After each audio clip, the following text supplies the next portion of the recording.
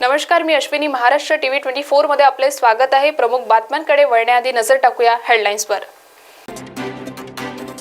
यावर्षी यवतमाळ जिल्ह्यातील 78 हत्या प्रकरणात 214 आरोपींना अटक. यवतमाळ पोलिसांची कामगिरी. छत्रपती संभाजीनगरमध्ये वाळूज MIDC मधील कंपनीत लागलेल्या आगीत 6 कामगारांचा मृत्यू. DCP नितीन बगाटे यांची माहिती. वाळूज MIDC कंपनी आग प्रकरणी पालकमंत्री संदीपान भुमरे यांनी घटनास्थळी केली पाहणी. आता बातम्या सविस्तर. यवतमाळ जिल्ह्यामध्ये यावर्षी जिल्हा पोलीस दलाने संयुक्त कामगिरी करीत गंभीर प्रकरणातील जसे की हत्येचा प्रयत्न, दरोडा, जबरी चोरी असे गुन्हे उघडकीस आणले आहेत. जिल्ह्यात 78 हत्या प्रकरणे घडली असून यात 86 जणांचा मृत्यू झाला आहे. यात 21 महिला व 65 पुरुषांचा समावेश आहे. या खून प्रकरणातील एकूण 214 आरोपींना अटक करण्यात आली आहे. या वर्षात 13 दरोड्यांच्या घटनांचा उलगडा करण्यात आला आहे. 70 आरोपींना अटक करून 60 लाखांच्या मुद्देमालांपैकी 40 लाखांहून अधिक मुद्देमाल जप्त करण्यात आला आहे. शस्त्र अधिनियमांतर्गत एकूण 114 गुन्हे नोंद आहेत. आर्म ऍक्ट कलमांतर्गत 19 गुन्हे नोंद असून 18 पिस्तूलसह 20 जिवंत काडतूस जप्त करण्यात आले आहेत. जिल्ह्यातील गुन्हेगारांवर वचक निर्माण करून त्यांच्या गुन्हेगारी कृत्यांना आळा बसावा यासाठी 15 आरोपींना तडीपार, MPDA अंतर्गत 24 आरोपींना कारागृहात स्थानबद्ध करण्यात आले असल्याची माहिती पोलीस अधीक्षक डॉ. पवन बनसोड यांनी दिली आहे. यवतमाळ जिल्ह्यामध्ये सन 2023 मध्ये आज पावतो 78 खुनांच्या घटनांमधील जवळपास एकूण 217 आरोपी अटक करण्यात आलेले आहेत. यवतमाळ जिल्ह्यात साधारण मागील 10 वर्षापासून सरासरी 75 खुनांच्या घटनांची नोंद होत आलेली आहे. चालू वर्षामध्ये 13 दरोडा या सदराखाली गुन्हे दाखल करण्यात आलेले आहेत. त्याच्यामध्ये 100% गुन्हे उघडकीस आणण्यात आलेले आहेत. जबरी चोरीच्या 89 घटना झालेल्या आहेत आणि याच्यामध्ये एकूण 70 घटना या उघडकीस आणलेल्या आहेत. साधारण 80% हे प्रमाण आहे. महिला संदर्भाचे एकूण यावर्षी 148 गुन्हे घडलेले असून त्यातील 147 गुन्हे उघडकीस आणलेले आहेत. त्याचबरोबर NDPS या कायद्याअंतर्गत जिल्ह्याने यावर्षी प्रभावी कारवाई केलेली असून 74 गुन्हे दाखल केलेले आहेत. शस्त्र अधिनियम म्हणजेच आर्म्स ॲक्ट याचे एकूण 114 गुन्हे यवतमाळ जिल्ह्यात यावर्षी दाखल झालेले आहेत. त्यातले 325 आर्म्स ॲक्ट या कायद्याखाली 19 गुन्ह्यांमध्ये 18 पिस्टल व 20 जिवंत काडतूस जप्त करण्यात आलेले आहेत. तसेच तलवार, चाकू, सुरी जप्तीचे 95 गुन्ह्यामध्ये 112 हत्यारे जप्त करण्यात आलेली आहेत. त्याचबरोबर कलम 55 अंतर्गत 5 टोळ्यांमध्ये 15 आरोपींना तडीपार करण्यात आलेला आहे. कलम 56 अंतर्गत 14 आरोपींना तडीपार करण्यात आलेला आहे. MPDAच्या एकूण 24 केसेस या जिल्ह्यात यावर्षी करण्यात आलेल्या आहेत आणि त्याचबरोबर MCOCA म्हणजे मोक्का अंतर्गत 4 टोळ्यांची कारवाई करण्यात आलेली. छत्रपती संभाजीनगर वाळूज MIDCतील सनशाईन एंटरप्राइजेस या कंपनीला रात्री भीषण आग लागली होती. या कंपनीमध्ये रात्री 13 कामगार काम करत होते. या आगीमध्ये 6 कामगारांचा मृत्यू झाला असल्याची माहिती DCP नितीन बगाटे यांनी दिली आहे. काही कामगारांनी झाडावरून उड्या मारून आपला जीव वाचवला असल्याचे कामगारांनी प्रत्यक्ष सांगितले आहे. आग क्या पता आग कैसा लगा। हम लोग जो सवेरे 10 बजे काम पर से उठे, खा पी करके 11 बजे हम लोग सो गए। उसके बाद जो सो गए ना तो जो है सो रात में अचानक जो है एक बैग हम लोग को ताव का जैसा महसूस हुआ। एकदम जो है महक लग रहा था तो उठे ना तो देख रहे हैं पूरा में धुआं फैला हुआ। तो हम लोग आवाज़ देते जो है सबको आवाज़ दिए तो भागो आग लग गया, भागो भागो आग लग गया। तो हम लोग जो है कुछ आदमी छत का ऊपर चढ़ करके झाड़ से कूदा, उतरा। हम लोग जो है ना इसका गेट का ऊपर से छड़प करके कूदे 2-3 आदमी। उसमें मेरा पैर भी देख रहे हैं छिला गया और जो है सो 8 आदमी जो है सो अंदर में जो है 6 आदमी बाहर से गेट हम लोग जो है सो खींच करके तोड़ दिए गेट को। तो लेडीज अब बच्चा था 2 उन लोग को निकाले और जो है सो 6 आदमी जो है सो उसी में रह गया। ये पता नहीं, हम लोग सो करके थे लेकिन 2 बजे नींद टूटा तो पूरा आग लगा हुआ था उस साइड में। आग लगा हुआ था तो जो है सो हम लोग भागे तो जो है सो बाहर से गेट तोड़े तो फिर पूरा में आग फैल गया। अब कितना बजे ये आग लगा जो हम लोग नींद में थे हम लोग को पता नहीं। क्या मटेरियल बनता था? हैंड ग्लव्स बनता था। जैकेट नहीं, हैंड ग्लव्स बनता था। धागा का भी बनता था, लेदर का भी बनता था। MIDC वाळूज येथे सनशाईन एंटरप्राइजेस नावाच्या एका कंपनीत तिथे हँड ग्लोव्स बनत होते, इंडस्ट्रियल सेफ्टी हँड ग्लोव्स। तिथे साधारणतः रात्री 1 वाजेच्या दरम्यान तिथे आग लागलेली आहे आणि त्यामध्ये साधारणतः 6 जणांचा मृत्यू झालेला आहे. 7 जण त्यातून वाचलेले आहेत. रात्री तिथे 13 कामगार होते, झोपलेले होते. त्यातले 7 जण वाचलेले आहेत आणि 6 जण त्यात मृत्युमुखी पडलेले आहेत. छत्रपती संभाजीनगरच्या वाळूज MIDC मधील सनशाईन एंटरप्राइजेस ही कंपनी रबरी हातमोजे बनवण्याच्या कंपनीला रात्री भीषण आग लागली होती. या आगीमध्ये 6 परप्रांतीय मजुरांचा दुर्दैवी मृत्यू झाला आहे. आज छत्रपती संभाजीनगरचे पालकमंत्री संदीपान भुमरे यांनी घटनास्थळी जाऊन पाहणी केली आहे. तसेच ही आग कशामुळे लागली यांची चौकशी करून दोषींवर योग्य ती कारवाई करण्याचे आदेश देखील पालकमंत्री संदीपान भुमरे यांनी दिले आहेत. तसेच मृतांच्या नातेवाईकांशी संवाद देखील साधला असून या सर्व घटनेचा आढावा भुमरे यांनी घेतला आहे. प्रमुख बातम्यांमध्ये वेळ झाली आहे छोट्याशा विश्रांतीची. बघत रहा महाराष्ट्र TV 24. नागपुर का सबसे भरोसेमंद हॉस्पिटल काले पाइल्स लेजर हॉस्पिटल। हमारे यहाँ आयुर्वेदिक व लेजर से उपचार होता है। Anal fissure, anal fistula, piles, kidney stone है, ओबेसिटी से परेशान है, वेट लॉस करना चाहते हैं, PCOD एंड मेंस्ट्रुअल प्रॉब्लम्स, महिलाओं में अनकंट्रोल्ड यूरिन का प्रॉब्लम है और वजाइनल रिजर्वेशन करवाना चाहते हैं, अपने चेहरे पर असमयी झुर्रियां, त्वचा पर काले दाग आ रहे हैं, अर्थराइटिस प्रॉब्लम्स जैसे कि कमर या घुटनों का दर्द, बालों का झड़ना, असमय सफेद होना, सीने में जलन, पेट फूलना तथा एसिडिटी पर सफल आयुर्वेदिक उपचार, ये सब प्रॉब्लम्स आप झेल रहे हैं तो अभी आए नागपुर के सबसे अच्छा हॉस्पिटल काले आयुर्वेदिक पाइल्स लेजर हॉस्पिटल में, जहां आपको मिलेगा सब समस्या का निवारण। और address Kale Ayurvedic piles laser hospital, Umred road, Dighori bus stop के पास, दिघोरी, नागपुर। और कॉन्टैक्ट नंबर 7538387079 और 9423105824। आँखों की संपूर्ण देखभाल के लिए मध्य भारत का जाना माना नाम माधव नेत्रालय। यहाँ आँखों की पूरी तरीके की जांच के साथ सभी प्रकार के ऑपरेशन किए जाते हैं। मोतिया बिंदु, काज बिंदु, रेटिना साथ ही कॉर्निया के उपचार भी होते हैं। तिरछेपन और युवाओं में चश्मा हटाने का ऑपरेशन भी आधुनिक लेजर तरीके से होता है।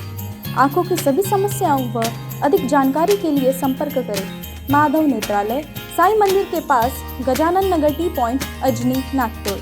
डायल करें 6785200 या Madhav Netralaya premium centre, Vasudev Nagar metro station के पास, Hingna T point, Nagpur. Dial करें 35023000। आपकी जिंदगी की ऊंची उड़ान अब Udaan land developers and builders के साथ, क्योंकि उड़ान लैंड डेवलपर्स एंड बिल्डर्स आपके लिए लेके आए हैं मौजा साली गोदनी में NATP लेआउट। गढ़चिरौली और गोंदिया समृद्धि हाईवे से महज 500 मीटर की दूरी पर, Vanjari medical engineering college layout से 500 मीटर की दूरी पर, साथ ही नागपुर हुड़केश्वर से चंद्रपुर ताड़ोवा हाईवे रोड पर। Project by Anand homes. Udaan land developers and builders, सही रहा उड़ान की। तो आज ही आइए और अपने सपनों के प्लॉट कम से कम दाम में पाए, वो भी बैंक लोन के साथ। हमारा पता प्लॉट नंबर 16, शिवांगी नगर, हुड़केश्वर रोड, नागपुर। संपर्क करें 9860298056 और 8055396190। विश्रांतीनंतर आपले स्वागत. वळूया समोरील बातम्यांकडे. नवी मुंबईतील MPMC बाजारात केरळवरून येणारे अननसच्या किमतीत वाढ झाली आहे. पूर्वीच्या दरापेक्षा अननस 15 ते 20 रुपयांनी महाग झाले असून या स्थितीला किलोला 40 रुपयांपर्यंत दर मिळत आहे. पूर्वी 40 ते 50 गाड्यांची आवक होती, ती आज स्थितीला 15 ते 20 गाड्यांवर आल्याने दरात वाढ झाल्याचे व्यापारी सांगत आहे. पुढील काळात दरात फरक पडणार नसल्याचेही व्यापाऱ्यांकडून सांगितले जात आहे. मात्र जरी दर वाढले असले तरी अननसला ग्राहकांची मागणी स्थिर असल्याचे व्यापाऱ्यांनी सांगितले आहे. आता हे 2 दिवसामध्ये सोमवार आणि मंगळवारमध्ये गाड्या लई कमी आलेली आहे आणि किती 10 आणि 18 गाड्या 2 दिवसामध्ये आलेल्या आहे.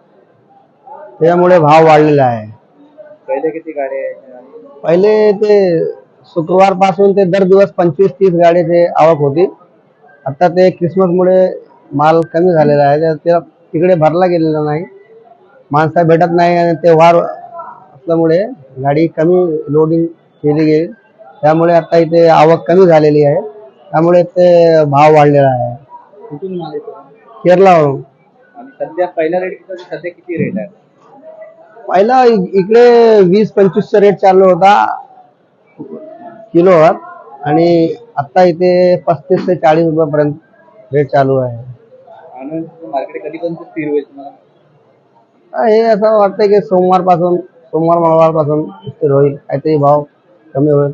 पण एवढा कमी होईल ना, तर तिकडे पण भाव वाढलेला आहे, 10-11 रुपये भाव जास्त झालेला आहे. साप म्हटलं की माणसाच्या मनात भीती निर्माण होते, परंतु साप हा शेतकरी आणि सामान्य माणसांचा मित्र आहे. नेहमी गोंदिया जिल्ह्यामध्ये शेतामध्ये साप आढळण्याच्या घटना होत असतात. अनेक वेळा या सापांमुळे शेतकऱ्यांना आपला जीव सुद्धा गमवावा लागतो. परंतु अनेक सजग शेतकरी हे साप दिसला की सर्पमित्राला पाचारण करून सापाला सुरक्षित ठिकाणी सोडण्याची महत्त्वाची भूमिका बजावतात. अशीच एक घटना गोंदिया जिल्ह्यातील देवरी तालुक्यातील चिंचेवाडा येथे घडली. शेतकऱ्याला आपल्या शेतामध्ये रसल वायपर हा दुर्मिळ आढळणारा साप शेतात आढळला. अशातच या शेतकऱ्यांनी सर्पमित्राला याविषयी माहिती दिली. सर्पमित्राने तात्काळ शेतामध्ये पोहोचून या सापाचे रेस्क्यू करून निर्जन अशा ठिकाणी सोडण्यात आले. रसल वायपर हा दुर्मिळ साप असून त्याच्या सर्पदंशामुळे मानवी शरीराचा अंग हे काम करत नाही आणि हळूहळू निकामी होते. या सापाच्या सर्पदंशामुळे अनेक लोकांनी आपला जीव आणि शारीरिक अपंगत्व पत्कारले असताना या सापाविषयी माहिती मिळाल्याने सर्पमित्राने या सापाचे रेस्क्यू करून दुर्मिळ अशा जंगलात नैसर्गिक अधिवासामध्ये या दोन्ही सापांना सोडण्यात आले आहे. वहाँ फ़ोन आया कि चीचेवाड़ा करके गांव है हमारे देवरी के पास में ही 3-4 किलोमीटर, तो वहाँ पर 2 रसल वाइपर जाति के सांप हैं और वो अपनी क्रीड़ा में लीन थे जब हम आए तो, और काफ़ी जहरीले सांप होते हैं वो। उनके काटने से जो अंग होता है वो लगभग सड़ने लगता है, तो काफ़ी खतरनाक जहर होता है इनका, न्यूरोटॉक्सिन। तो 2 सांप थे, तो दोनों हमने रेस्क्यू किया आज। कौन सी व्यवस्था में पाए गए? ये इनका सीजन होता है तो ये फिर काम क्रीड़ा में व्यस्त होते हैं। उस दौरान खेतों के मालिक को इनका वो जोड़ा दिखा, उन्होंने हमको कॉल किया और काफ़ी देर से था, 4-5 घंटे हो गए थे मेरे ख्याल से। लगभग कितने फीट के होंगे ये?